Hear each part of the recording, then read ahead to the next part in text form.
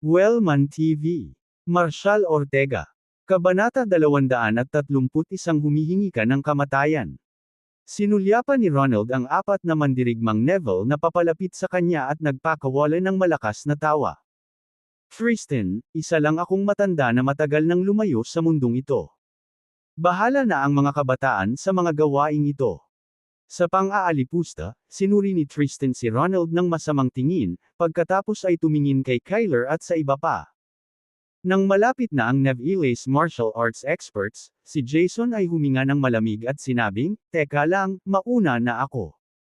Humakbang siya papunta sa gitna, instinctively sulyap kay Marshal. Panahon na para makita ng ilang tao ang tunay na kapangyarihan ng isang martial arts family. Buong araw na ginugol ni Jason ang kanyang pagkabigo, sabik na patunayan ang kanyang sarili sa mga mata ni Marshal. Ang araw na ito ang naging pinakamasakit sa buhay niya. Sa kanyang unang outing na kumakatawan sa kanyang pamilya, naranasan niya ang isang nakakahiyang sitwasyon, na iniwan siyang lubos na kahihiyan. Kung hindi dahil sa panunumbat ng kanyang lolo, hindi siya outrest. Para sa kanya, kahit gaano pa kahusay si Marshal, hindi niya masusukat ang lakas ng mga mandirigma mula sa nangunguna sa pamilya ng martial arts. Bilang tagapagmana ng mga Neville, napuno siya ng pagkabigo. Bago pa makapagsalita si Tristan, sumugod na si Jason sa harapan, tinuro ang mga miyembro ng Brookhaven Martial Alliance. Kayong mga tagalabas ay naglakas loob na magyabang sa harap ng ating martial arts family. How absurd! Ang mga mandirigmang tulad mo, na nakatuon lamang sa panlabas na martial arts, ay walang iba kundi isang mababaw na anyo. Kung ikukumpara sa mga internal na martial artists sa sinaunang martial arts community, mga insekto lang kayo. Kung sino man ang unang umakyat, ipapakita ko ang tunay na kapangyarihan ng isang martial arts family ngayon. Itinuro ni Jason sina Ronald, Kyler, at ang mga pinuno ng Brookhaven Martial Alliance, matapang na ponanggahasan silang tumugon. Tumawa si Ronald at sinabing, "Tristan, may lakas ng loob ang apo mo, pero hindi pa niya nararanasan ang totoong martial arts. Sino ang magpapakita sa batang ito kung ano ang tungkol dito?" Napatingin si Knox kina Ronald at Kyler. "Mr. Queen, Mr. Kyler, hayaan mo muna akong hawakan ang batang ito mula sa Neviles." Hindi niya itinuring na banta si Jason, diretsyong sumuntok sa kanya.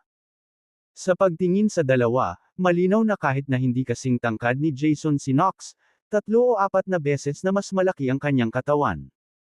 Pagdating sa sheer presence, madaling nalampasan ni Knox si Jason.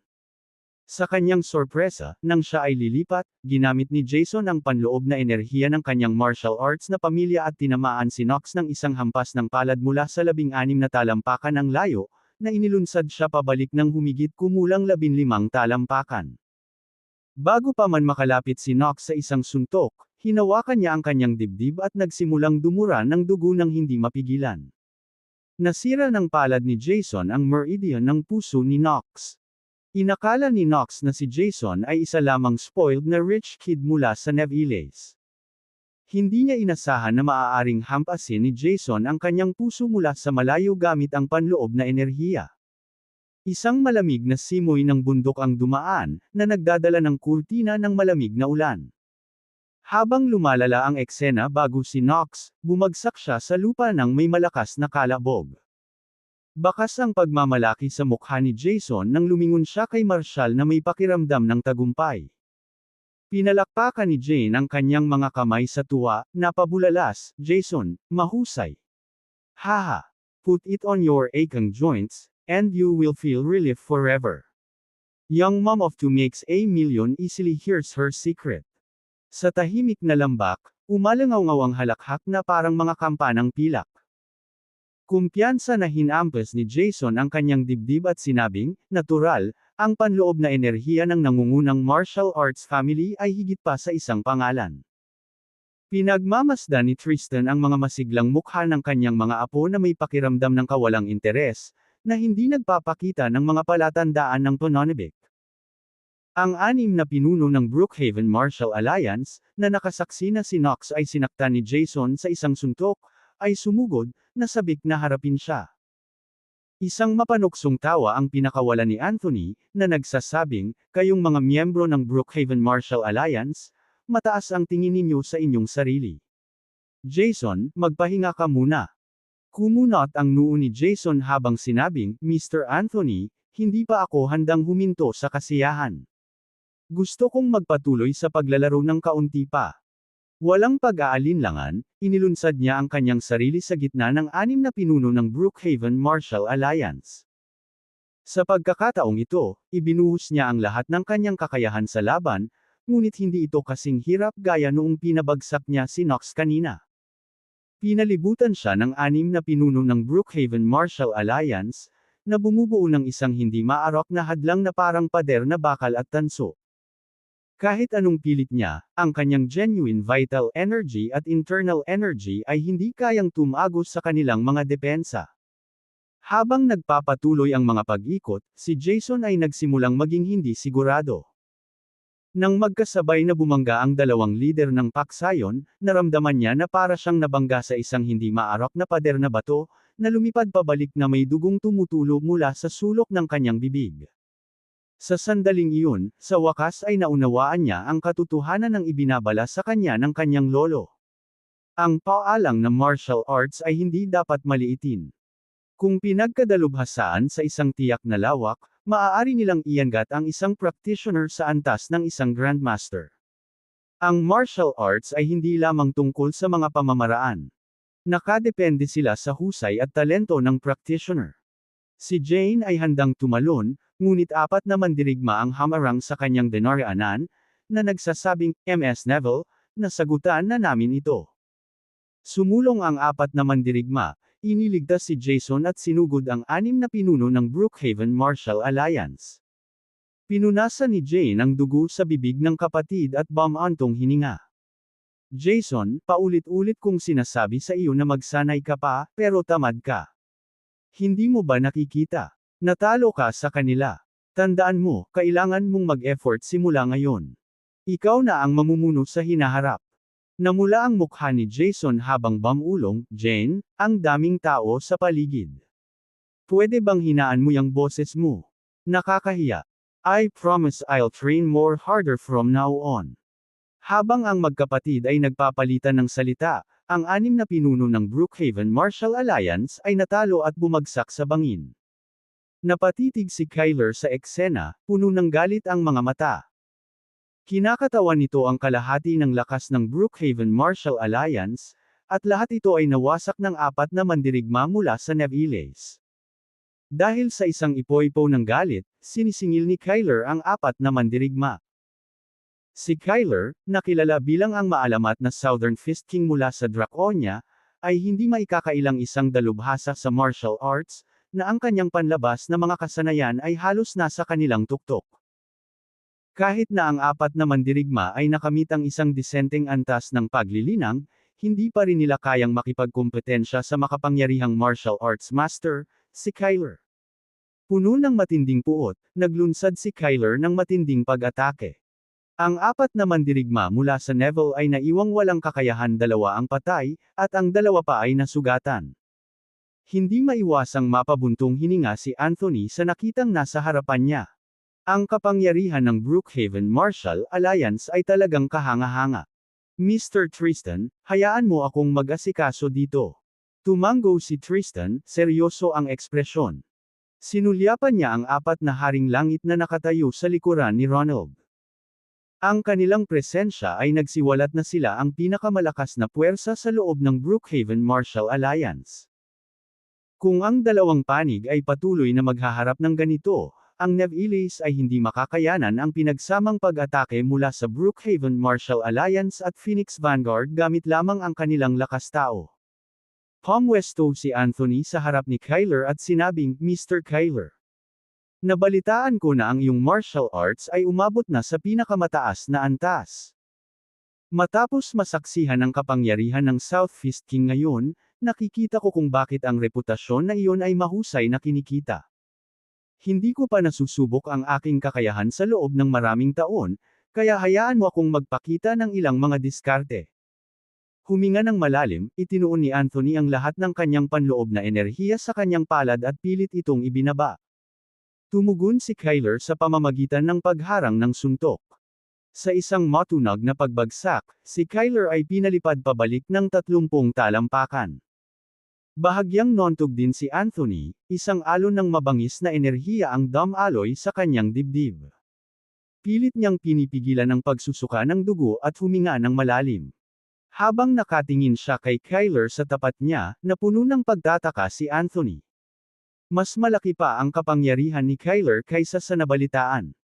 Kung walang hidden agenda si Anthony, maaaring mahirap para sa kanya na manatiling nakatayo pagkatapos ng suntok na iyon. Sa di kalayuan, si Tristan ay parehong namangha. Kung sakaling matalo muli si Anthony, ang sitwasyon ng mga Neville ngayong gabi ay magiging napakahirap. Sa sandaling iyon, huminga ng malalim si Anthony, inihanda ang sarili na maglunsad ng buong puwersang pag-atake kay Kyler.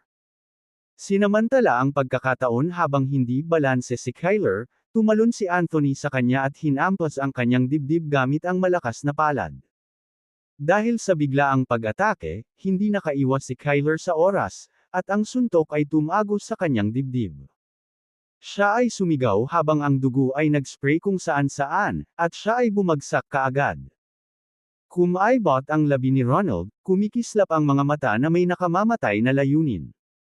Kinasuhan ng 4 na haring langit si Anthony bilang isang grupo. Mabilis na ipinatawag ni Anthony ang kanyang panloob na enerhiya upang ipagtanggol laban sa mga pag-atake mula sa lahat ng panig. Ang mga diskarte ng 4 Heavenly Kings ay hindi kapani-pani walang mailap, at 2 sa kanila ang naglanded ng mga suntok na nagpa-atres kay Anthony. Pinilit niyang maibalik ang balanse. Gayunpaman, ang mga suntok mula sa 2 hari ay hindi kapani-pani walang malakas. Sumabog ang isang spray ng dugo mula sa bibig ni Anthony. Ang 4 na haring langit ay wala sa Martial Society sa loob ng maraming taon. Ngayon, nakabalik na sila. Maging si Anthony, isang internal energy master na may halos 40 taong pagsasanay, ay hindi nakayanan ang kanilang lakas sa isang hit. Si Tristan, na nagmamasid mula sa malayo, ay naiwang gulat na gulat. Mukhang hindi na makakayanan ni Anthony ang isa pang hit mula sa 4 Heavenly Kings. Nagliwanag ang mga mata ni Tristan. Sumulyap siya kina Jane at Jason at sinabing, kung may mangyari kay Lolo, kailangan ninyong 2 na makalapit kaagad kay Mr. Ortega. Walang pag-aalinlangan, nilingan ni Tristan si Marshall at kinasuhan ng 4 Heavenly Kings. Sa isang malakas na hampas ng palad, pinalipad niya ang 4 na haring langit. Kahit na ang hampas ng palad ni Tristan ay nagpagulong-gulong sa 4 Heavenly Kings, hindi sila nasaktan. Nagsalo sila ng mabilis na tingin at sabay na naghanda sa pag-atake, tumalon at hinampas ng 4 na palad si Tristan. Napangisi si Tristan, itinaas ang kanyang palad, at pinalipad muli ang 4 na hari sa langit. Hindi na sila pinayagan ni Tristan na makabawi. Mabilis siyang naghatid ng 2 pang hampas ng palad, na nagpasuray-suray sa 4 Heavenly Kings. Sa gilid ng kanyang mata, biglang napansin ni Tristan ang isang maitim na figure na bumangon mula sa isang wheelchair. Ronald, kaya mo bang tumayo? Bulalas niya. Isang malakas na tawa ang pinakawalan ni Ronald. Sagot, Tristan, umatras ako. Mula sa mundo noong ako ay nasa kasagsagan ng aking kapangyarihan upang bigyan ang Brookhaven Martial Alliance ng pagkakataong lumago. Sa laban na ito, kung hindi ka ibababa, sa lahat ng taon ko. Walang saysay ang pag-iisa. Itigil ang Saturday at kunin ang suntok na ito. Sigaw ni Ronald habang ikinumpas ang kanyang kamao. Napagtanto ni Tristan na huli na ang lahat para harangan niya ang pag-atake. Sa sandaling iyon, sabay-sabay ding inilunsad ng 4 Heavenly Kings ang kanilang mga suntok. Natagpuan ni Tristan ang kanyang sarili na nalulula, napaatras ng ilang talampakan sa pamamagitan ng pinagsamang puwersa ng 5 strike. Si Tristan ay umubo ng dugo, ganap na hindi makagalaw. Tristan, ito lang ang pinuno ng martial arts family. Panunuya ni Ronald habang tumatalon at tinutukan ng sampal si Tristan. Nawala ang kawalan ng pag-asa kay Tristan habang umiiling. Lolo. Tumalon si Jane pasulong, inilagay ang sarili sa harap ni Tristan. Loko kang babae, humihingi ka ng kamatayan. Mapanganib na kumikinang ang mga mata ni Ronald habang inihampas ang kamay sa ulo ni Jane. Naniniwala si Jane na mayroon pa siyang sapat na lakas para lumaban. Kahit alam niyang hindi niya kayang talunin si Ronald, desidido siyang protektahan ang kanyang lolo. Gayunpaman, natagpuan niya ang kanyang sarili na ganap na hindi makagalaw, dahil ang napakalaking lakas ni Ronald ang humawak sa kanya. Nangangamba ang kanyang mga ngipin, determinadong tumayo si Jane sa harap ng kanyang lolo. Kabanata 232 Dugo sa Spiral Heights. Mula sa malayo, napagmasdan ni Jason ang kanyang lolo at kapatid na babae sa isang mahirap na sitwasyon, na nagpupumilit na mapanatili ang kanilang mga paa at gumagalaw ng hindi matatag. Bahagyang pumulupot ang labi ni Marshall habang papalapit, "Huwag kang gagalaw." Bago pa makasagot si Jason, isang anino ang dumaan sa malamig na ulan sa gabi, na lumikha ng umiikot na ambon ng mga patak.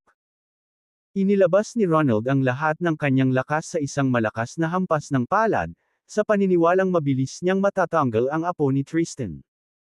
Gayunpaman, ang hampas ng palad na ito ay tila bumangga sa isang hindi nababasag na hadlang. Sa kanyang pagtataka, hindi maipaliwanag na pumwesto si Marshall sa kanyang harapan. Biglang nakaranas si Ronald ng matinding sakit na nagmumula sa kanyang palad sa buong katawan. Ang bawat meridian sa kanyang katawan ay pumutok sa sunod-sunod na mga tunog ng kaluskos. Matapos ang isang maikling sandali ng pagkabigla, ang matinding puwersa ng palad ay nagpalipad sa kanya pabalik ng mahigit 30 talampakan. Napahawak si Ronald sa dibdib sa hindi makapaniwala. Napaatras siya ng ilang hakbang, nakatingin sa unahan na may hitsura ng kawalan ng pag-asa. Sa malamig na hangin at ulan sa Spiral Heights, isang itim na payong ang huli niyang nakita mula sa malayo. Sa sandaling iyon, natigilan si Jane at tumangala sa matayog na figure na nakatayo sa kanyang harapan. "Nailigtas mo ba kami ni Lolo?" tanong niya. Hindi siya pinansin ni Marshall at sa halip ay dahan-daang naglakad patungo kay Ronald. "May utang ka sa akin ng 20 bilyon. Deklara niya. Bumalatay ang takot sa mukha ni Ronald habang umuurong siya, huminga ng malalim para tiisin ang nagninangas na sakit na nananalasa sa kanyang katawan. "Walter, traidor, niloko mo ako. Hindi ba kikilos ang Phoenix Vanguard?" sigaw niya. Bago pa siya makatapos, bumaligtad ang kanyang mga paa sa bigat na nakadiin sa kanya, at sa isang malakas na kalabog, siya ay bumagsak sa kanyang mga tuhod. "Tinatanong kita nasaan ang 20 billion ko?" tanong ni Marshall. Lumipat ang tingin ni Ronald sa malaking itim na payong na nakaharap sa kanya. Sa hindi kalayuan, nakita ng 4 na hari sa langit si Marshall na nakalapit kay Ronald. Sa isang desperadong sigaw, sinisingil nila si Marshall mula sa 4 na panig, na handang gumawa ng panghuling pag-atake. Naghagis ng suntok si Rowan, sinusubukang pigilan ang pagsulong ng 4 Heavenly Kings, ngunit ang kanilang pinagsamang lakas ay pinilit siyang umatras ng ilang hakbang. Sa panunood kay Rowan na nagpupumilit na manatiling matatag, ang boses ni Marshall ay naputol sa hangin, "Keep a grip on that umbrella." Sa isang kisap mata, isang flash ng puting liwanag ang lumitaw sa harap ng 4 na hari sa langit, na sinundan ng isang nagyayelong tusok sa kanilang mga lalamunan. Napuno ng metal na lasa ang kanilang mga bibig habang umaagos ang dugo. Napahawak sa kanilang mga leeg sa pagkabigla, natakot silang tumitig sa napakalaking itim na payong sa harapan nila, bumubulong, Divine Drakebane. Isa-isang bumagsak ang kanilang malalakas na katawan sa basang ulan na kalsada ng Spiral Heights, na nagpapadala ng spray ng crimson sa hangin. Iniwan ng tanawin ang lahat sa paligid sa nakatulala na katahimikan. Sa gitna ng malamig na hangin at ulan, isang maningning na gintong liwanag ang bumaril sa langit.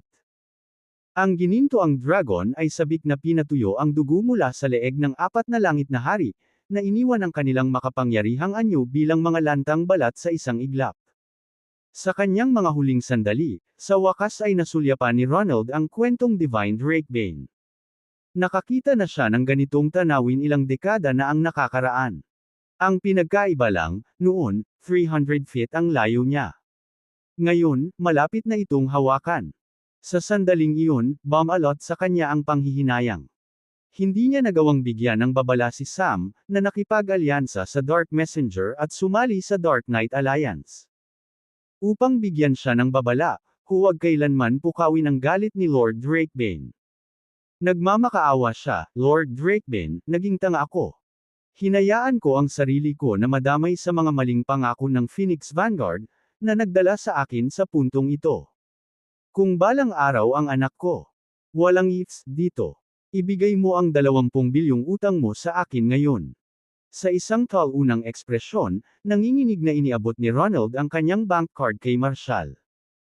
Panginoong Drakebane, nakikiusap ako sa iyo kung mag-cruise ang landas mo ng aking anak, maawa ka sa kanya.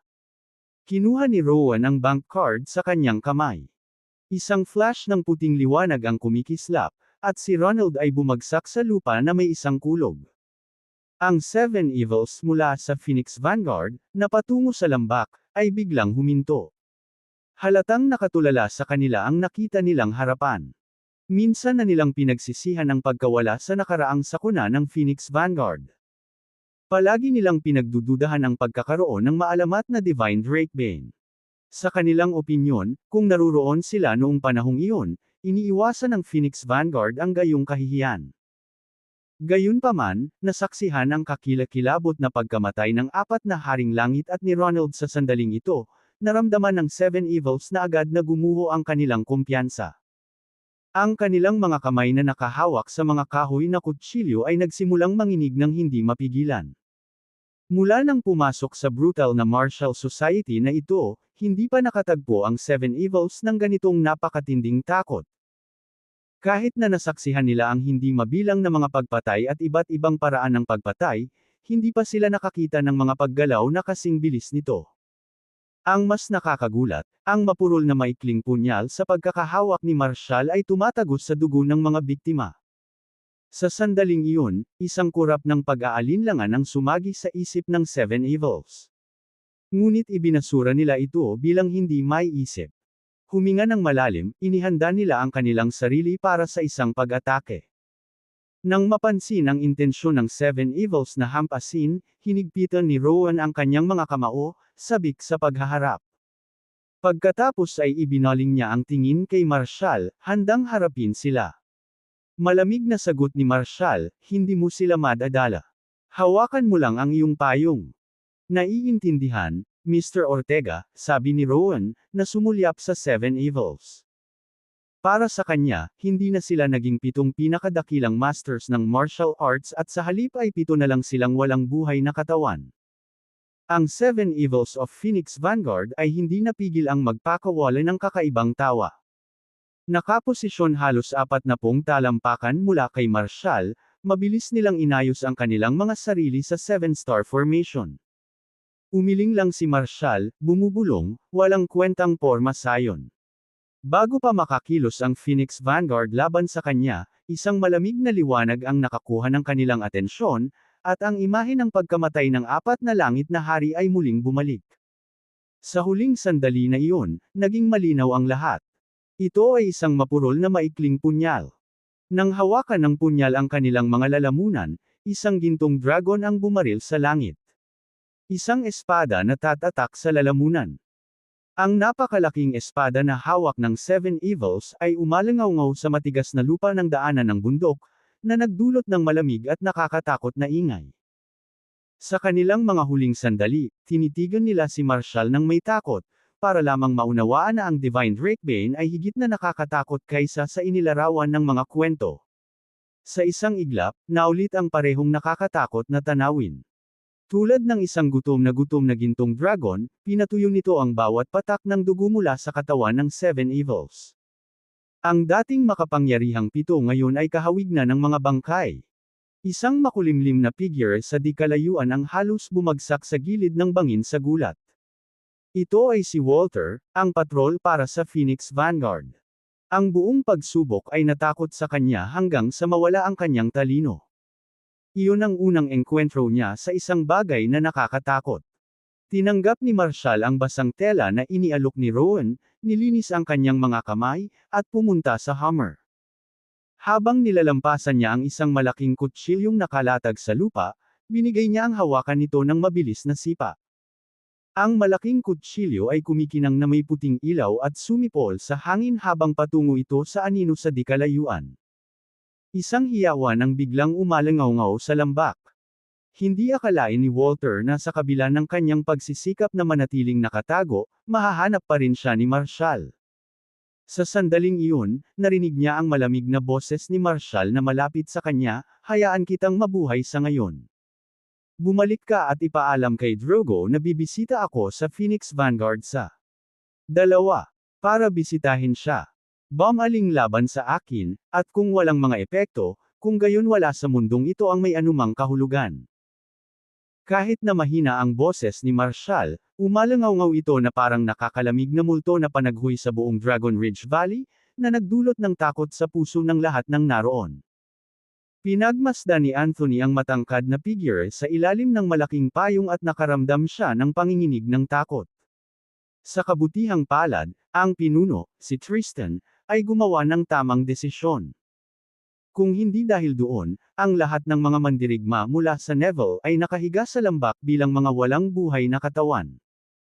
Nakabangon si Tristan mula sa maputik na tubig at nagmamadaling iginiya si Jane na pumwesto sa likuran ni Marshall. Mabilis na sinabi ng mga mandirigmang Neville, "Sir, nagpapasalamat kami sa iyo sa pagliligtas sa aming buhay." Sa pagkakataong iyon, lubos na nabigla si Jason sa mga brutal na aksyon ni Marshall. Hindi niya akalain na ang ganitong nakakatakot na paraan ng pagpatay ay maaaring umiral sa mundong ito. Siya ay palaging naniniwala na ang Neviles ay kumakatawan sa taas ng kapangyarihan. Ngayon, napagtanto niya na ang mga Neville ay hindi gaanong mahalaga kumpara sa Divine Drakebane. Sa pagmumuni-muni sa nangyari sa Harmonfield Hotel ngayon, binalot siya ng takot. Malinaw na walang pakialam sa kanya si Marshall. Sa totoo lang, hindi siya gaanong mahalaga para maituring na target ng Divine Drakebane. Sa sandaling iyon, si Jane, nang makabawi mula sa kanyang pagkagulat, ay nagmakaawa kay Marshall habang papasok na siya sa kanyang sasakyan. "Lord Drakebane, nais kong maging iyong disipulo." Natigilan sina Tristan at Anthony sa sinabi ni Jane. Hindi nila inasahan ang kanyang katapangan sa paggawa ng ganoong paghahabol. Mabilis siyang pinagalitan ni Tristan, "Jane, huwag kang magpakatanga. Hindi ka karapat-dapat na maging alagad ni Lord Drakebane." Hindi napigil ang itinaas ni Jane ang kanyang baba. Nang hahamon at iginiit, "Wala akong pakialam. Ako. Kailangan niyang maging alagad at matuto." Galing sa kanya. Yumuko siya at ipinahayag, "Guro, mangyaring tanggapin ang aking paggalang."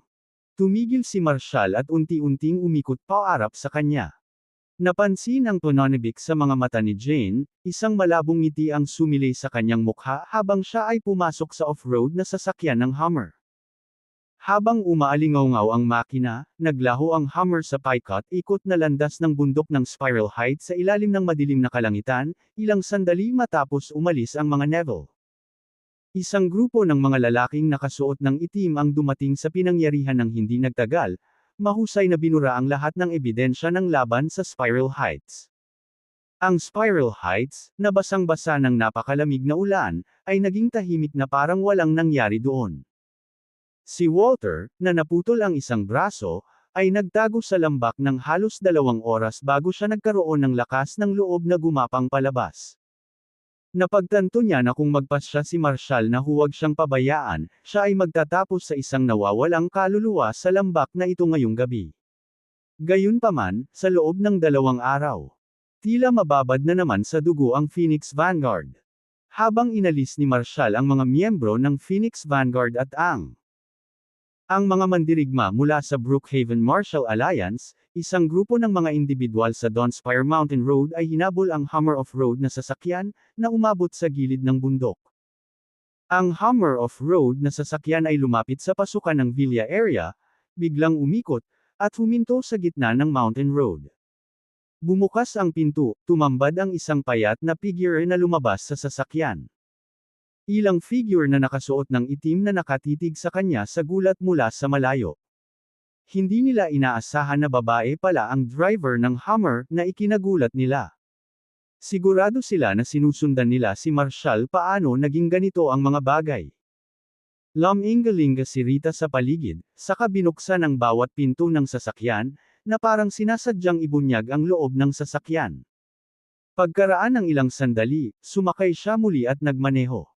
Habang nasa ruta, nagpadala siya ng mensahe, Mr. Ortega, na isagawa ko na ang gawain ayon sa bilin at babalik na ako ngayon. Sumagot si Marshall ng simpleng, okay, na emoticon. Inilapag ni Rita ang kanyang telepono, isang malabong ngiti ang sumilay sa kanyang mga labi. Umuungol ang makina ng Hummer, na pinuputol ang malamig na ulan sa gabi sa paliko-likong kalsada ng Donspire Mountain. Pagkalipas ng 5 minuto, sa loob ng nakatagong command center sa Dragon Palace sa West Hill. Sinuri ni Jack ang update mula sa Donspire Mountain, walang resulta ang trackang mission ngayong gabi.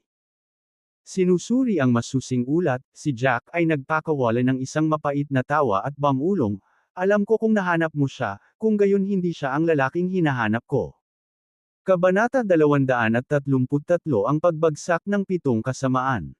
Ang Phoenix Vanguard Loyalty Hall ay matatagpuan sa Hydra Island sa Caspian Ocean. Si Drogo, ang bagong hinirang na Dragon Leader, ay nakaupo sa gitna ng bulwagan na may matalim na tingin na parang talam. Nagtipon sa paligid niya ang mga pangunahing tauhan mula sa buong mundo, bawat isa ay kumakatawan sa isang sangay ng organisasyon. Isang matinding katahimikan ang namayani sa Loyalty Hall habang naghihintay sila, bawat mata ay tumirik, naghihintay ng mga balitang magpapabago sa kanilang takbo. Sa eksaktong 3:40 AM, nagpadala si Walter ng mensahe sa kanila mula sa Harmonfield sa Draconia, na nagdadala ng malungkot na balita. Nahulog na ang 7 Evils. Sa loob ng 2 araw, darating si Divine Drakebane sa Phoenix Vanguard. Napaawang ang labi ni Drogo nang mabasa ang mga salita. Saglit siyang naupo, pagkatapos ay itinaas ang kanyang ulo upang salubungin ang mga tingin ng umaasang pulutong habang ipinapahayag niya ang mensahe. Isang alon ng pagkabigla ang dumaan sa silid. Hindi nawala ng gana si Divine Drakebane. Kahit na matapos ang mga taon ng pag-iisa at pagsasanay, hindi siya natalo ng 7 Evils. Napabuntong hininga ang isa sa kanila. The 7 Evils was our best, the pride of the Phoenix Vanguard, dagdag pa ng isa. Gayunpaman, kahit na hindi nila mapabagsak si Divine Drakebane. Natatakot ako na nasa panganib ang Phoenix Vanguard sa pagkakataong ito. Ang 7 Evils ay personal na sinanay ng Vice Dragon Leader. Sila ay naging isang lihim na sandata, isang trump card na nakatago sa lahat ng mga taon na ito, naghihintay ng tamang oras upang makabawi. Nakipag-alyansa sila sa 4 Heavenly Kings ng Brookhaven's Martial Alliance at 2 henerasyon ng Southfist King, ngunit wala ni isa sa kanila ang nakahawak kay Divine Drakebane. Ano ang susunod nating gagawin? Sa pagkakataong ito, kung gusto nating muling humingi ng awa, natatakot akong hindi na pumayag ang taong iyon. Isang lalaki ang bamulong na may mabangis na pagbibitiw. Kung mabaigo tayong pabagsakin ang Divine Drakebane sa 2 araw na ito, tinitingnan natin ang isa pang patayan tulad ng nangyari 3 taon na ang nakakaraan. Ang silid ay buzz sa maiinit na bulungan habang tinitimbang ng lahat ang kanilang mga pagpipilian at kalkulahin ang kanilang kaligtasan. Nag-flash sa kanilang isipan ang mga alaala ng pagdanak ng dugo na iyon, kasama ang kasumpa-sumpa na pangako ni Divine Drakebane, ang mga nagtaksil ay hindi kailanman mapapatawad. Walang pag-urong sa pagkakataong ito. Sinundan nila si Drogo sa balak na patalsikan sa trono sina Cassian at Mavis, na ikinulong ang kanilang mga pinuno upang wakasan ang Divine Drakebane minsan at magpakailanman. Ngayon, ang Phoenix Vanguard ay nakulong sa kanya, nahaharap sa galit na inimbitahan nila. Ang punong tanggapan ng Phoenix Vanguard ay matatagpuan sa isang napakagandang maliit na isla, na ipinagmamalaki ang pinakakakilakilabot na sistema ng depensa sa mundo at ang pinakamakapangyarihang top-tier na gwardya. Ang mga depensa ay tila marupok tulad ng mga kalasag sa papel. Gayunpaman, laban sa matinding takot ng Divine Drakebane, hindi sapat ang mga depensa ng Phoenix Vanguard para pigilan siya. Pinagmasdan ni Drogo ang hindi mapakali na gusali sa silid. Ang kanyang mukha ay naging mabagsik. So, natakot ka na ba matapos na patayin ang Seven Evils? Anong kinabukasan mayroon ng Phoenix Vanguard sa ganitong klaseng kahinaan? Isang matinding katahimikan ang sumunod.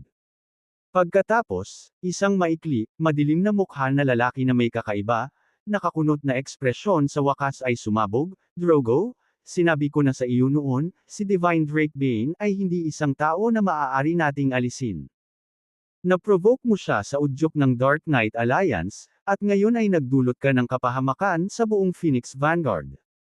Ha? Tama si Austin, Drogo. Pinaglalaruan mo ang kinabukasan ng Phoenix Vanguard. Rumbled ng isang matayog na lalaki na mahigit 2 metro ang taas, ang kanyang mga kalamnan ay naninigas na parang sesabog sa pinakamaliit na pagbaluktot. Isang mahinang mapanuksong tawa ang pinakawalan ni Drogo. Mga duwag. Matapos ang salita ay umalis sa kanyang mga labi, isang anino ang dumaan, at sa susunod na sandali, ang maikling lalaki at ang higanteng lalaki ay natunaw sa isang ambon ng dugo. Ang mabigat na hangin ng Loyalty Hall ay lumapot sa bango ng dugo. Isang madilim na pulang ulap lamang ang nananatili kung saan dating nakatayo ang mga lalaki. Nakatayo sa gitna ng bulwagan ang isang nakamaskara na figure na nakabalabal ng itim. Ngumisi siya, malamig ang boses. Ang Dark Lord ang Supremo na ipinadala ng Diyos para iligtas ang mundong ito. Ito ang kapalaran ng sinumang maglakas loob na suwayan siya. Ang madilim na mensahero ay naglaho na may kasamang itim na usok, na naiwan sa lahat sa nakatulala na katahimikan. Isang malamig na tawa ang pinakawalan ni Drogo. Ladies and gentlemen, Divine Drakebane's killing of the Seven Evils was unfortunate, but nothing we didn't anticipate. Since the Dark Knight Alliance and I have agreed to revenge, we have already had the perfect plan. Isang maalinsangan na babae ang nagbigay kay Drogo ng maingat na tingin. Lord Dragon, si Divine Drakebane ay isang demonyo. Na-provoke na namin siya. Ano ang susunod nating gagawin? Lahat ng tao sa Phoenix Vanguard Loyalty Hall ay napalingon kay Drogo. Nang patayin ni Divine Drakebane ang Phoenix Vanguard 3 taon na ang nakalilipas, si Drogo ay nahiwalay sa Seven Evils sa isang liblib na isla sa South Panacea Ocean, nagsasanay ng hiwalay. Hindi niya nasaksihan mismo ang katatakutan. Ang tinatawag na Divine Drakebane ay isang alamat ngunit hindi isang hindi mapigilan sa kanyang mga mata. Sa buong puwersa ng Phoenix Vanguard, walang alinlangan na maaari nilang palibutan at patayin siya. Ang bawat isa sa Phoenix Vanguard leaders ay isang mabigat na puwersa sa kanilang rehiyon, na may kakayahang tumugma sa anumang pangunahing madilim na organisasyon sa lakas. Kung pinagsama, maaari nilang karibal ang lakas ng militar ng isang maliit na bansa. At kasama si Drogo, ang pinakamabangis na mandirigma ng clan, nakatayong bantay, tiyak na nagkaroon sila ng pagkakataong makipaglaban. Bago pa makasagot si Drogo, nagsalita ang isang payat at matandang lalaki na parang lawin ang tingin. Kung ibababa natin si Divine Drakebane, mas matalinong tumuon sa depensa. Noong nakaraan, wala sa aming pinakamakapangyarihang puwersa ang nasa punong tanggapan, at nagulat kami ni Divine Drakebane. Ngunit ngayong pinagalitan ng Seven Evils ang demonyong ito, darating siya upang salakayin ang ating punong tanggapan, na inaakusahan ang Phoenix Vanguard ng pagkakanulo. Mas mabuting maghintay dito sa Hydra Island at ituon ang buong lakas natin sa kanya. We'd have at least a 50-50 chance. Nanunuya ang maalinsangan na babae, sabay ngiti sa matanda. Lord Kronos, huwag nating kalimutan, si Divine Drakebane ay may makapangyarihang mga pumatay sa dark web na sumusuporta sa kanya. Ang pagkakataong ito ay hindi na tulad ng dati. Natatakot akong bigyan tayo ni Divine Drakebane ng mas nakakatakot na suntok. Isang matalim at mapang-asar na senggal si Drogo. No. We strike first. Mahuhuli natin siya. Ang iba ay pinapanood ang kanyang matigas na anyo na may lumalaking pangamba. Nawala sa isip ang lalaking ito. Maaaring magkaroon sila ng pagkakataong pigilan ang Divine Drakebane gamit ang sistema ng depensa ng Hydra Island. Ngunit ang pagkuha ng nakakasakit. Iyon ay isang suicide mission. Gayunpaman, walang nang ahas na magsalita ng isa pang salita. Dahan-daang humarap si Drogo sa grupo. Ang titig niya ay kasing tigas ng bakal. Ladies and gentlemen, ang Dark Knight Alliance ay nakipag-ugnayan ng lihim sa mga pangunahing dark organization sa mundo. Simula bukas, ang mga mandirigma ng Dark Knight Alliance, na tahimik sa loob ng mga dekada, ay tatanggap ng Dark Knight Curse. Hahabulin nila si Divine Drakebane at hindi magpapahinga hanggang sa siya ay mamatay. Kinabukasan, alas 7 ng umaga, nakarating sa Security Bureau 7's Investigation Division ang isang nakakabagabag na balita. Ang punong tanggapan ng Brookhaven Marshall Alliance, kasama ang 6 sa mga sangay ng rehiyon nito, ay naglaho ng magdamag ng walang bakas. Ang 7 Evils ng Phoenix Vanguard, na nakalusot sa Draconia, ay misteryosong nawala din sa Dawnspire Mountain Dragon Ridge Valley. Walang bakas ng buhay at ni isang bakas na naiwan. Kasabay nito, 13 nangungunang eksperto sa martial arts mula sa World of Darkness ang nadulas sa Draconia na may masamang intensyon. Nakarating ang balitang ito sa Security Bureau 7's Investigation Division, at agad na itinalaga si Talia bilang isang division head. Pupunta siya sa Harmon Field para tuklasin ang katotohanan sa likod ng Brookhaven. Ang biglaang pagkawala ng Marshall Alliance at ang misteryo ng 7 Evils ng Phoenix Vanguard. Ang kanyang mga utos ay upang subaybayan ang 13 martial arts expert mula sa World of Darkness. 20 taong gulang pa lang si Talia at isa ng koronel. Sumali siya sa Elite Training Center ng Draconia Special Forces noong 18. Nagtapos sa tuktok ng kanyang klase, dumiretso siya sa Security Bureau 7's Investigation Division. Sa loob lamang ng 2 taon, ang kanyang pambihirang record sa larangan ay nagpapataas sa kanya mula sa isang trainee investigator tungo sa posisyon ng division head.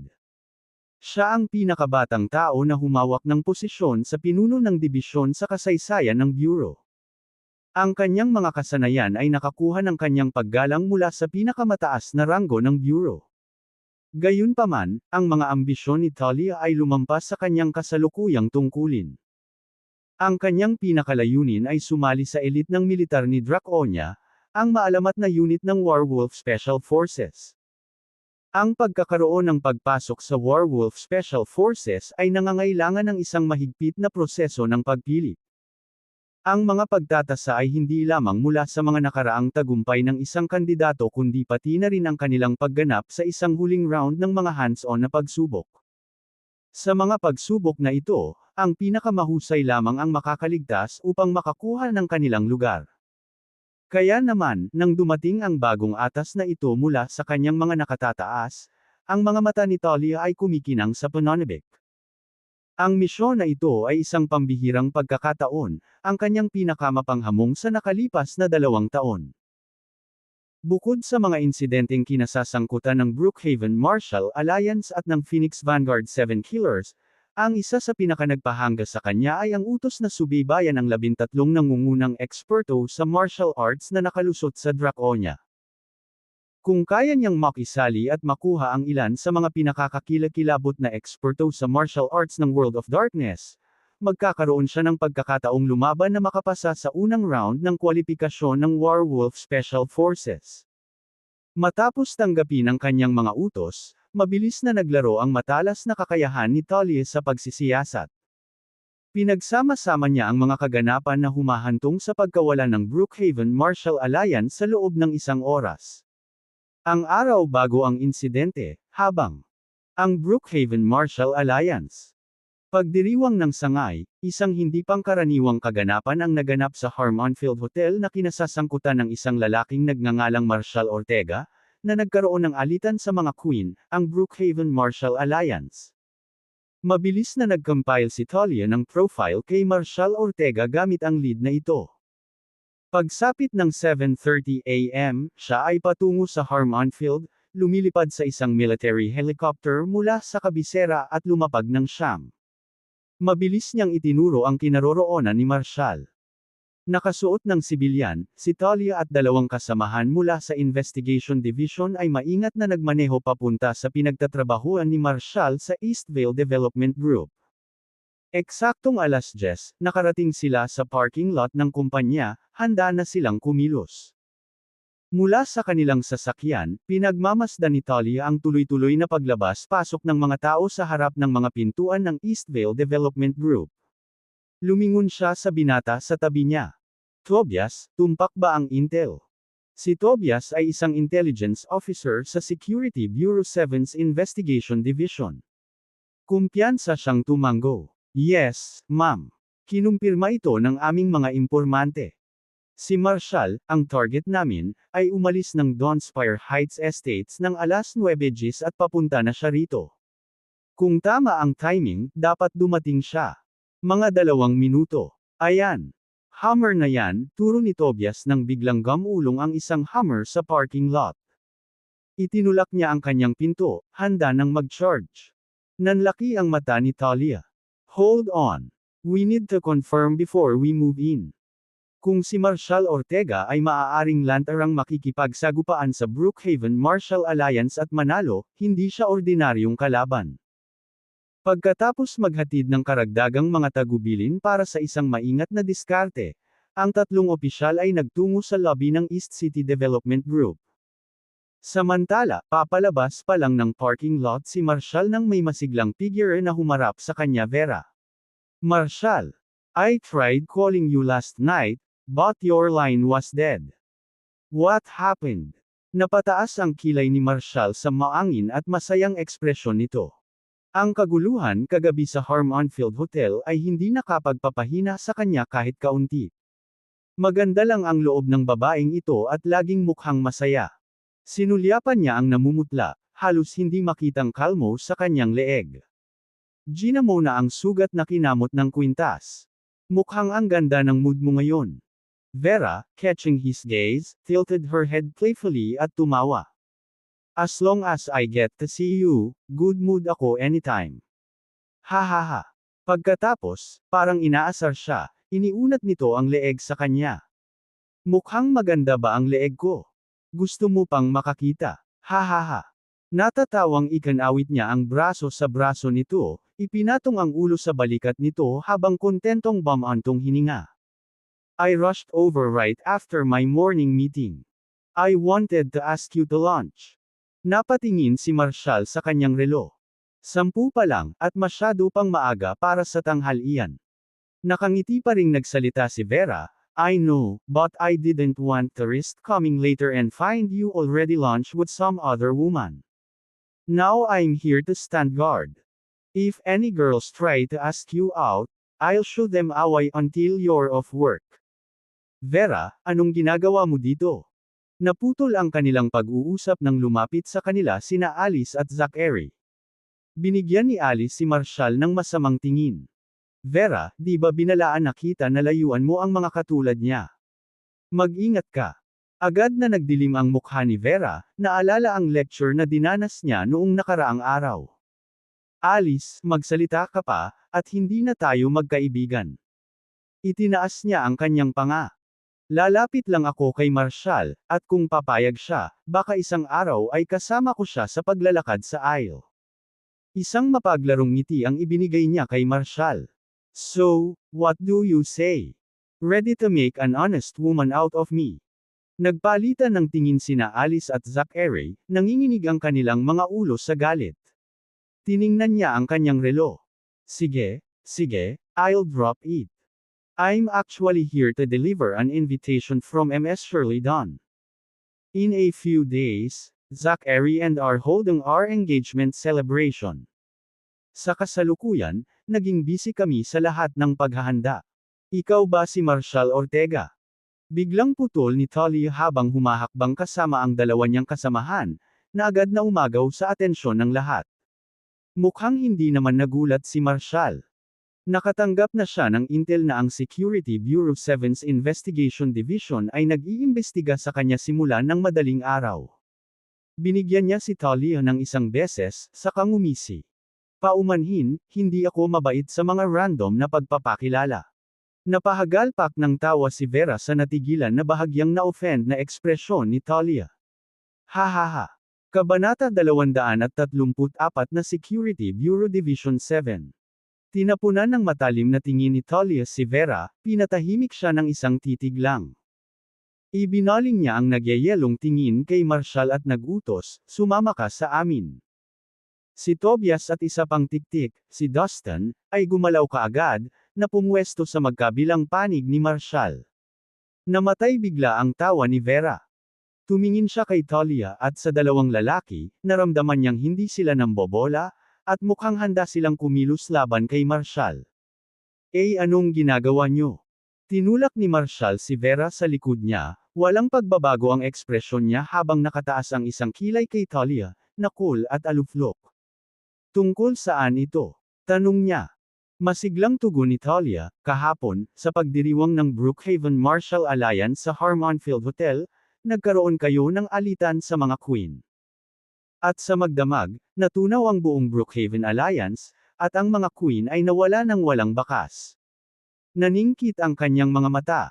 Pinaghihinalaan namin na malapit kang nauugnay sa mga kaganapang ito. Sumama ka sa amin ngayon para sa karagdagang investigasyon. Nanlaki ang mga mata ni Vera, kitang-kita ang gulat niya. Ngayon lang niya napagtanto si Talia at ang dalawang lalaki ay walang itsurang gangster. Nagmukha silang mga pampublikong opisyal. Ang buong Brookhaven Marshall Alliance at ang mga queen ay nawala sa isang gabi. Ayon sa sinabi ng babae, si Marshall ang may pananagutan sa pagpuksa sa buong Brookhaven Marshall Alliance at ng mga queen. Nahuli sa kawalan, lumipat ang tingin ni Vera sa kahangahangang figure ni Marshall. Bumibilis ang tibok ng puso niya. Sino ang lalaking ito? Nagagawa niyang ibagsak ang isang buong alyansa ng militar sa magdamag. Kung totoo iyon, tiyak na napakalakas niya. Nag-freeze din sina Alice at Zachary sa pwesto. Ngayon ay napansin na nila sina Talia, Tobias, at Dustin. Mula sa paraan ng pagdala nila sa kanilang sarili, ang tatlong ito ay malamang na mga ahente ng pagpapatupad ng batas mula sa ilang opisyal na departamento. Malinaw na sinundan nila si Marshall dahil sa Brookhaven Marshall Alliance kahapon. Dapat nasa kamay nila ang ebidensya ng krimen ni Marshall. Sumili ang bahagyang ngisi sa labi ni Alice. Humakbang siya pasulong, tumutulo ang tono ng panunuya. Totoo, siya si Marshall Ortega. Nasa Harmonfield Hotel din ako kahapon. May confrontation siya sa Brookhaven Marshall Alliance. Alice. Anong pinagsasabi mo? Pumagitna si Vera. Isang malamig, mapanuksong ngiti ang ipinukol sa kanya ni Alice. Vera, huwag mo siyang pagtakpan. Alam mo ba kung gaano kalubha ang krimen na ginagawa ni Marshall kung talagang wala na ang Brookhaven Marshall Alliance? Anong pinagtatalunan mo? Putol ni Talia, pinutol silang dalawa ng nanunuyong tingin. Tinanong ba kita magsalita? Katahimikan. Bumaling siya kay Marshall, matigas ang boses. Let's go. Na-verify na namin lahat ng nangyari kahapon sa selebrasyon. Walang question. May kinalaman ka sa pagkawala nila. Ngumisi si Marshall, hindi nagulat. Sino ka sa tingin mo? Umalis ka nga sa harapan ko. Sandaling natigilan si Talia. Sa 2 taon niya sa trabaho, ito ang unang pagkakataon na nakatagpo ni Talia ang isang tulad ni Marshall. Karamihan sa mga sospek ay maaaring lumaban sa pag-aresto dahil sa desperasyon o sumunod lamang at tahimik na dumating para sa pagtatanong. Ngunit narito si Marshall, nakatingin sa kanya na parang siya ang may kontrol, na parang nasa ilalim niya. Nag-alab ang kanyang galit, at tinusok niya ang isang daliri sa umaatres na figure ni Marshall, tumatahol, tumigil ka nga dyan. Hindi man lang nilingan ni Marshall ang kanyang direksyon, walang pakialam na naglakad patungo sa bulwagan. Frustrated, humakbang si Tobias at Dustin sa kanyang harapan para harangin ang kanyang dinadaanan, habang si Talia naman ay nadulas sa kanyang tabi, na inabot upang hawakan ang kanyang balikat. Ngunit tanging hangin lang ang sinalubong ng kamay niya nang madaling tumabi sa kanya si Marshall. Sinaman siya ni Marshall ng malamig na sulyap, tumutulo ang boses nito sa paghamak. Enough already. Move. Nagulat, tumakbo ang isip ni Talia. Hindi lang siya nakaiwas sa kanya ng walang kahirap-hirap, ngunit ang kanyang kayabangan ay nakakagalit. Ikinuyom niya ang kamao, umindayog ito sa kanya. Lumipat sa gilid si Marshall bago mabilis na pinahaba ang kanang paa. Walang anuman ang tinamaan ng suntok niya kundi bakanteng espasyo nang madapa siya sa nakabukang paa nito, halos hindi niya mahabol ang kanyang balanse pagkatapos ng ilang hakbang.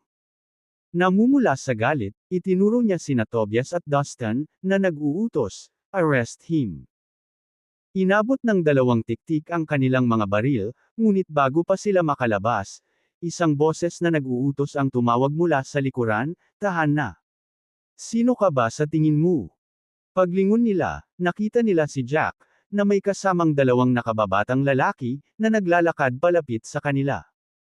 Natigilan sina Tobias at Dustin, hindi nila namamali na binitawan ang kanilang pagkakahawak sa kanilang mga sandata habang tinatanggap nila ang kahangahangang presensya ni Jack. Ang kanyang marangal na awtoridad ay hindi may kakaila. Gayunpaman, malayong handa si Talia na umatras.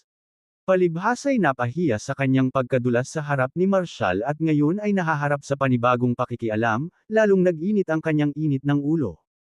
Galit na galit niyang itinuro si Jack at ang mga kasama nito. "Sino ka? Tumayo ka. Nasa gitna tayo ng official duties." Bago pa siya makatapos, humakbang pasulong ang 2 lalaking kasama ni Jack, pamwesto ng maingat sa harapan niya. Ang kanilang paninindigan ay lalo pang nagdulot ng kanyang galit. Sa galit na galit, inilabas niya ang kanyang ID, itinutok ito sa kanila. "Nakikita mo ba ito?" Ang kanyang demanded, "Hawak ito para sa diin. Ito ang ID ko. Pakialam muli sa trabaho ko, at ikukulong ko kayong lahat." Ang 2 lalaki ay sinulyapan ang kanyang ID ng walang gaanong paggalang, nakatayong matatag, hindi sumusuko. Lalong tumindi ang pagkairite niya, at muli siyang nagtaas ng boses, "Naiintindihan mo ba kung ano ang kinakatawan ng ID na ito? Tumabi ka, o huhulihin din kita." Malamig na nagsalita ang isa sa mga tauhan ni Jack, sabi ni Mr. Grayson, "Bawal mo siyang arestuhin." Sinulyapan ni Talia si Jack na may mapanuksong nguso. "Since when is there someone the Security Bureau 7's Investigation Division can't arrest? Was this just because he's a corporate worker?" Sinenyasan niya sina Tobias at Dustin, "Gawin mo." Gayunpaman, ang 2 gwardya ni Jack ay hindi natitinag, nakatayo tulad ng mga tore, na nakaharang sa kanilang daan. "Hold on. Send a message to the Security Bureau 7's Investigation Division," mahinahong sabi ni Jack, na itinaas ang kanyang kamay bilang pagpapatahimik na kilos. Iminuwestro niya ang kanyang mga tauhan na kunan ng larawan ang ID ni Talia at ipadala ito sa Security Bureau Division 7. Nagpalitan ng nalilitong tingin sina Tobias at Dustin, hindi sigurado sa intensyon ni Jack. Mismong si Talia ay naguguluhan sa katahimikan ng matandang ito. Sa tingin ba niya ay may koneksyon siya sa 7th Division? Mukha siyang menor de edad, retiradong lokal na opisyal. Marahil ay wala siyang ideya kung ano ang Security Bureau Division 7, di ba? Sinulyapan niya ang kanyang mga tauhan na may mapang asar ng ngiti, na binigyan si Jack at ang grupo nito ng mapang uyam na tingin. Itong matandang ito. Nakakatawa. Sa tingin ba niya ay maaari lang siyang makipag-ugnayan sa Security Bureau 7th Division? Ngunit habang siya at ang kanyang mga tauhan ay nanunuya, tumunog ang opisyal na telepono ni Talia. Tumingin siya sa ibaba at nakita ang caller ID, Simon Cross, ang direktor ng Draconia Security Bureau Division 7. "Mr. Cross," sabi niya, pagsagot sa tawag, "I'm on assignment at Harmonfield. May instructions ka ba?" Isang mahinang boses ang nagmula sa receiver. Itigil na agad ang paghabol. Neo. Ang Brookhaven Marshall Alliance at kaso ng 7 Evils ng Phoenix Vanguard. Ilipat ang focus sa pagsubaybay sa kung sino ang mayroon. 13 nangungunang eksperto sa martial arts na nakapasok sa mundo ng dilim ng Draconia. Caught off guard, Talia blurted, "Sir, may natukoy na kaming suspect na may kaugnayan sa Brookhaven Martial Alliance Marshall Ortega. Dadalhin na sana namin siya para tanungin." "Chief Cross, inuutusan ko kayong i-drop agad ang Brookhaven Martial Alliance at ang kaso ng Phoenix Vanguard 7 Evils. Naiintindihan mo ba?" Namula si Talia. "Mr. Cross, anong nangyayari? Nagsisimula pa lang akong tumuklas ng ilang ebidensya, At plano kong suriin ito. Tama na. Salungatin mo ang utos na ito, at huhuberin kita sa iyong posisyon, kulog ni Simon. Napatikip ng ngipin si Talia, bigo at nalilito. Nag-aatubili, bamulong siya, Tay, hayaan mo lang akong ituloy ito. Halos hindi na ako nagkamot sa ibabaw. Mariing sambat ni Simon sa kabilang dulo ng telepono, I'm not your dad right now. Call me Mr. Cross, tahol niya. Pag hindi ka umatras, ibababa kita ngayon. Mr. Cross. Ha! Bureaucratic old man. Understood. Bamantong hininga siya habang binababa ang tawag. Turning on Marshall, tinuro siya nito ng daliri. Huwag kang masyadong comfortable. Hindi ka makakatakas. Alam ko, sa kaibuturan ko, na nakatali ka sa kaso ng Brookhaven-Marshall Alliance. Hindi kita binibitawan. Napailing na lang si Marshall na may kasamang mapanuksong ngiti. Kahit sinong lalaki na magtatapos sa iyo ay tapos na. Naiinis, namula ang mukha ni Talia, nanginginig ang daliri habang nakaturo sa kanya, iikaw. Humakbang si Talia, handang hamampas. Ngumisi si Marshall, anong plano dito, ha? You wanna bite me? Ikaw. Ikaw J***. Halos tumabi sa sarili si Talia sa galit, humakbang sa kanyang landas, nanginginig ang boses sa galit. Umiling si Marshall, nagkukunwaring seryoso. Resorting to insults now. How about this? You're AJ**. You and your whole family are J*** too. Ikaw parang sasabog na si Talia. Tinuro niya ito, handa nang magpakawala ng mga sumpa, ngunit ang mga salita ay namatay sa kanyang mga labi. Masasabi niyang ganap na handa si Marshall na makipaglaban sa insulto, at may nagsabi sa kanya na malamang nahihijitan niya ito. Ayos lang. Siya pagpapasya ito ay hindi nagkakahalaga ng paglubog sa kanyang antas. Maghihintay na lang ako ng pagkakataon na mahuli siya at mabigyan ng parusang nararapat sa kanya. Nang makitang namula ang mukha niya, tumawa ng malakas si Jack. Ha. Galit na galit, umikot si Talia sa kanya, itinuro. Anong tinatawa-tawa mo, matanda? Humakbang pasulong ang dalawang bantay ni Jack, handang harangin siya, ngunit tumawa si Jack at kumaway sila pabalik. No, let them be. Hayaan mo silang umalis. Habang nagbubulungan si Talia at ang dalawa niyang ahente. Nakaraan, si Alice, sinusubukang maging matulungin, ay nagsalita, Miss, kahapon sa kaganapan sa Avon-Marshall Alliance. Nakipaglaban sa mga queen. Mayroong maraming mga saksi. Huminto si Talia, binigyan ng matalim na tingin si Alice, at tinusok ang isang daliri sa direksyon niya. Anong punto mo? Umalis ka sa dinadaanan ko. Nagulat si Alice, agad na tumabi, natakot sa matinding titig ni Talia. Napasulyap siya kay Marshall, nakaka-rating lang kay Jack. Binigyan ni Marshall si Jack ng magiliw na palakpakan sa balikat. So, matanda, niligtas mo ako doon. Akalain mo may utang ako sa iyo, ha? Lumawak ang ngiti ni Jack, tatanggapin na sana, nang ang sumunod na sinabi ni Marshall ay napawi ang ngiti sa kanyang mukha. Just kidding, old man. Not a chance. Siya. Kumaway si Marshall sa kanya. Saglit na natigilan si Vera, tumingin kay Jack na may pagtataka sa mukha, at tumawa. Ha. Sinundan niya si Marshall pasulong. Thanks for the help, though. I'll invite you to dinner another day. Masayang kumaway siya habang papalayo sila ni Marshall. Nakangiting umiling si Jack habang pinapanood silang umalis. Nagpalitan ng frustrated na tingin ang dalawang guard niya, handang habulin si Marshall, pero pinigilan niya sila. Tara na. Samantala, sina Marshall at Vera ay katatapos lang. Dumating sa plaza sa labas ng Eastside Development Group. Mula sa malayo, natanong nila si Rosalie na nakikipaglaban sa isang maikli at maitim na lalaki na nasa edad 40 na ang edad na nakahawak ng mahigpit sa braso nito. Sa malapit, isang matandang lalaki na nasa edad 50 anyos ang nakatayong nanunood. Bitawan mo ako. Sigaw ni Rosalie na pilit kumawala. Tinulak ni Vera si Marshall. Look, di ba Rosalie yun? She's in trouble. Let's go check it out. Kabanata 235 Mga anino ng nakaraan. Tinulak nina Marshall at Vera ang mga tao sa paligid.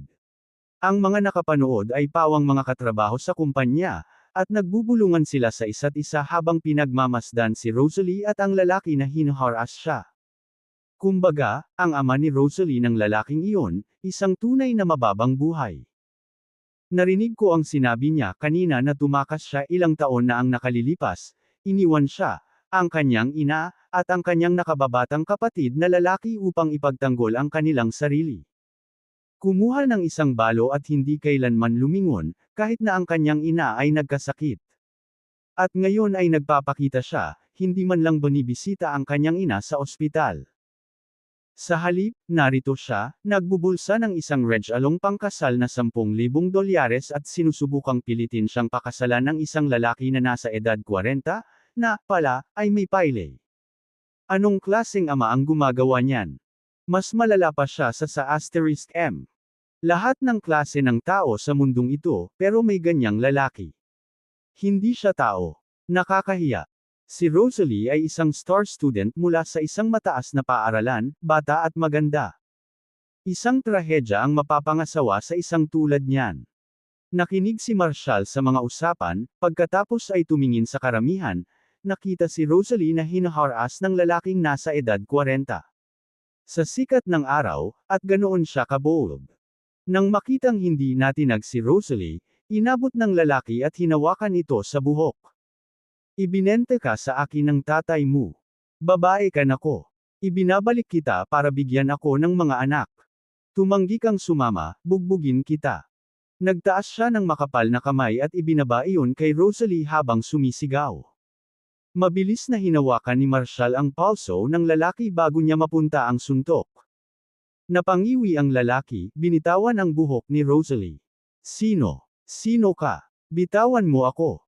Hindi pinansin ni Marshall ang bogbog at luhaang si Rosalie. Anong nangyayari dito? Tumingin si Rosalie kay Marshall, na nahihiya na salubungin ang kanyang tingin, at bumulong, Marshall. Sorry you had to say this. Dumating lang sa punto. Tumahol si Marshall. She's my woman, galit na bulalas ng lalaki, pilit na pinapatahan si Marshall. Hinigpitan ni Marshall ang hawak, napaluhod ang lalaki sa sakit, hindi makapagsalita. Sige, walang hahawak sa iyo ngayon. Magsimula ka ng magsalita. Anong nangyayari? Napailing sa malamig na tono ni Marshall, itinuro ni Rosalie ang isang matandang lalaki na nakatayo sa gilid. Iyan ang aking ama. Kasunod ng kanyang titig, nakita ni Marshall ang isang lalaki na humigit kumulang 50 nakatitig sa di kalayuan. Marshall, noong bata pa kami ng aking kapatid, iniwan niya kaming tatlo at iniwan ang aking ina upang tumakbo kasama ang ilang balo mula sa kalapit na nayon. Mahigit isang dekada na siyang nawala.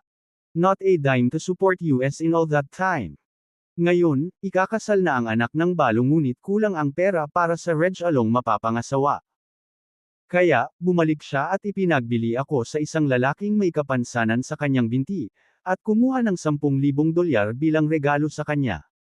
Maya-maya lang, dumating ang ilang security guard mula sa Eastvale Development Group.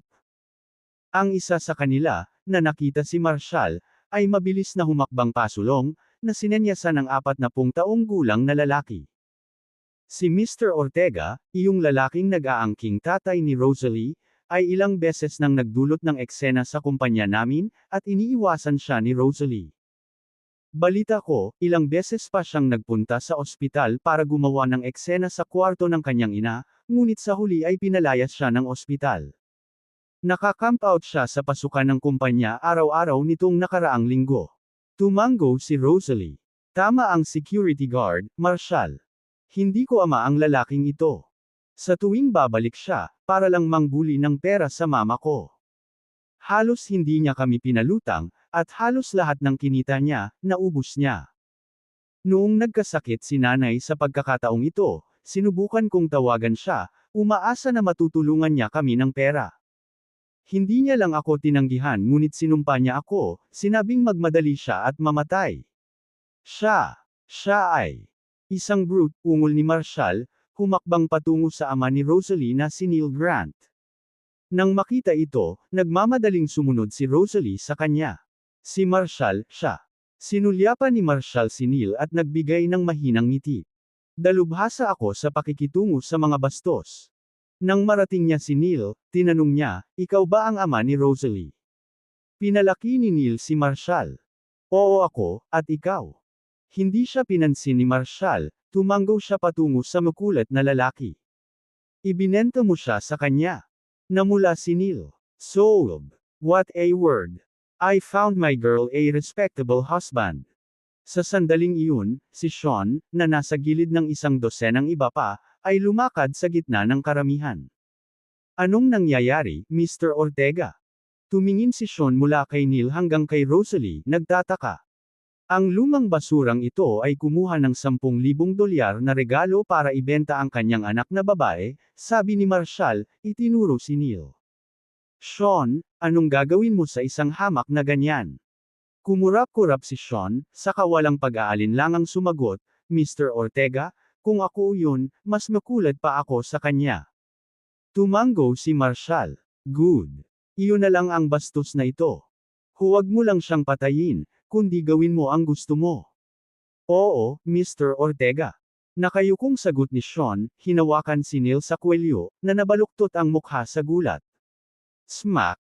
Isang malakas na sampal ang damapo sa naluluhang mukha ni Neil. Ikaw, sino ka? Bakit mo ako binabatukan? Sigaw ni Neil, pinaghahampas ang mga paa sa ere. Lumapit si Sean, ngumiti ng mapait, tinapik ang mukha niya. Ako, devil ang tawag nila sa akin. At kung hindi ko kayang ituwid ang isang demonyong tulad mo, anong silbi ko? Ibinebenta ang iyong anak na parang isang uri ng hayop. Kahit ako ay hindi yumuko ng ganoon kababa, ngunit ginawa mo. Oh, akala mo matapang ka ha? Well, pagsisisihan kita sa bawat segundong ginugol mo sa mundong ito. Halika. Ipapakita ko sa iyo kung ano ang hitsura ng tunay na hamak. Lumingon si Sean at naggalang kay Marshall. Mr. Ortega, aalisin ko na itong basura sa paningin mo para hindi ka na niya masaktan pa. Ms. Grant, sorry for the trouble. I'll ensure your father never bother you or your mom again. Nararamdaman ni Neil ang nagbabantang presensya ng mga tulisan sa paligid niya, na naging halaya ang kanyang mga binti. Maliwanag, napunta siya sa mga kamay ng ilang mga batikang pasa na nabuhay sa pamamagitan ng kanilang mga kamao, at alam niyang tapos na ito para sa kanya. Mabilis siyang nag-grovel at nagmakaawa, Sir, please, let me go. Wala akong sama ng loob sa iyo. Ayokong sumama sa iyo. It's too late for that. You messed with Mr. Ortega. Tinapat ni Sean ang daliri sa mukha niya at tumahol, ikaw. Napupunta sa mga kamay ng Diablo, at up-in. Ang pag-uwi ay wala sa buhay na ito. Ngayon, ang aking mga tauhan ay magpapakita sa iyo ng mga bagay na mas masahol pa sa kamatayan. Malalaman mo ng eksakto kung ano ang ibig sabihin ng pagdurusa. Sa susunod na maglakas loob kang pumunta sa Harmonfield para asarin si Rosalie at ang kanyang pamilya, sabi ni Sean na may masamang tingin, sa tuwing pupunta ka, matitikman mo ito muli. Let's go. Ayaw mong sumama. Too bad it's not your choice anymore. Dahil doon, inihagis niya si Neil at ang isa pang lalaki sa kotse, at umalis sila nang hindi lumilingon. Nakita ni Rosalie na mawala si Neil kasama si Sean at biglang kinabahan. Marshall, hindi naman nila papatayin ang tatay ko diba? Malamig na sagot ni Marshall, no, they won't. All you need to know is he'll never trouble you or your mother again. Now, back to work and focus on living a good life with your mom. Forget people like him. Matapos mag-alinlangan sandali, tumango si Rosalie. Salamat, Marshall. Tinapik ni Marshall ang balikat niya. Get go. And remember, if ever kailangan mo ng tulong, lumapit ka sa akin. Okay, Marshall. Punong-puno ng luha ang mga mata ni Rosalie. Sa sandaling iyon, nalilito siya kung paano siya pasasalamatan. Mula sa isang pagkakataong pagkikita, ang halos gawa-gawang lalaking ito ay nagsanggalang sa kanya sa bawat sakuna. Ang bawat isa ay maaaring sirain siya at ang kanyang pamilya, na halos hindi kumapit. Si Marshall ang nagbigay sa kanya ng bagong simula. Tumango si Marshall. All good now. Bumalik ka na sa trabaho mo bago ka pa malate. Hinihintay ko pa iyong bonus na ipinangako mong ipapagamot sa akin. Got it. Marshall. Pinunasan ng kanyang mga luha, ngumiti si Rosalie sa kanyang matangkad na figure sa liwanag ng umaga. Iniisip niya noon na ang mundo ay hindi patas at ang lahat ng alam niya mula pagkabata ay kahirapan. Pero hindi na. Ngayon, pakiramdam niya ay siya na ang pinakamaswerteng tao sa buhay. Hindi niya naisip sa kanyang pinakamaligaw na panaginip na makakatagpo siya ng isang mabuting kaibigan sa malawak na mundong ito. Siya ay nanumpa na mabuhay ang kanyang pinakamahusay na buhay, sumusunod sa mga yapak ni Marshall. Nang mapanood ang pag-urong ni Rosalie, napabuntong hininga si Vera, masyadong maraming ama, na ganyan dyan. Seeing her serious expression, Marshall added, ang daming nanay na ganyan din. Natigilan si Vera at saka humagalpak ng tawa. Marshall, ang galing mo sa mga salita. Mga ama na hamak, mga ina na scum perfect parallel. Ngumisi si Marshall habang si Vera ay natutuwang tumawa. Ang kanyang pag-iisip ay tiyak na hindi katulad ng sa mga normal na tao. Nakita ng babaeng ito ang katatawanan sa lahat. Kahit na ito ay maaaring magpatawa sa kanya. Bakit ganyan ka makatingin sa akin? Kinakabahang tiningnan ni Vera ang kanyang damit. Mukha ba akong kakaiba o ano? Nagkibit balikat si Marshall. Hindi naman. Naisip ko lang kung bakit ang saya-saya mo. Bueno, simula nang umalis si nanay, wala nang mag-aalaga sa akin. Kailangan kong pasayahin ang sarili ko. Dapat ba akong magwala na parang isang trahedya na pangunahing tauhang babae araw-araw? So, I look for little ways to feel good. Baka someday makakahanap din ako ng mag-aalaga sa akin. At ginawa ko. Ang dakilang bayani na iyon na may gininto ang baluti, na nakasakay sa kanyang karwahe sa mga ulap, ay talagang nagpakita. Nahuli ni Marshall ang kislap sa kanyang mga mata at tumawa, nandito ang unggoy na iyon para sunduin ka. Magwala ka. Sinaman niya ito ng tingin, saka sinulyapan si Rosalie na may bahid ng selos. Kung ituturing mo ako tulad ng pakikitungo mo sa kanya, mas magiging masaya ako. Tara, tigilan mo na ang daydreaming. Umiling si Marshall, patungo sa lobby ng kumpanya. Pagpasok nila ni Vera sa lobby, nakasalubong nila sina Alice at Zachary na pababa ng hagdan. Nagtaas ng kilay si Alice. Marshall, ngayon ko lang nabalitaan na may major incident ang Brookhaven Marshall Alliance. Do you still dare to show your face here? Hindi ka ba nag-aalala na darating ang tatlong iyon para sa'yo? Find novel. Sumigaw si Vera, Alice, anuman ang nangyayari sa Brookhaven Marshall Alliance ay walang kinalaman kay Marshall, kaya itigil mo na ang pagpapakalat ng chismis. Nanunuya si Alice, nakipag-usap siya sa mga queen kahapon, at ngayon nawala na silang lahat. Sino pa ba ang magiging sospek? Natigilan si Vera, nag-aalalang nakatingin kay Marshall. Walang sinabi si Marshall, tumabilang kina Alice at Zachary at dumiretso sa elevator. Maghintay ka, Marshall. Sinundan siya ni Vera. Marshall, totoo ba? Kasama ka ba? Inilagay ni Marshall sa kamay ni Vera ang bank card na ibinigay sa kanya ni Ronald. Eto, kunin mo. Ito ang bayad ng mga queen para sa iyo. Treat me to a feast tonight.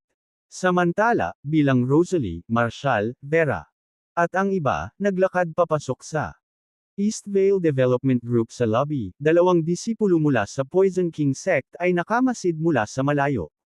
The one named at Rosalie lives in the Graceview Apartments. We'll go grab her tonight, sabi ng isa. Inutusan ng master na dapat natin siyang dakpin.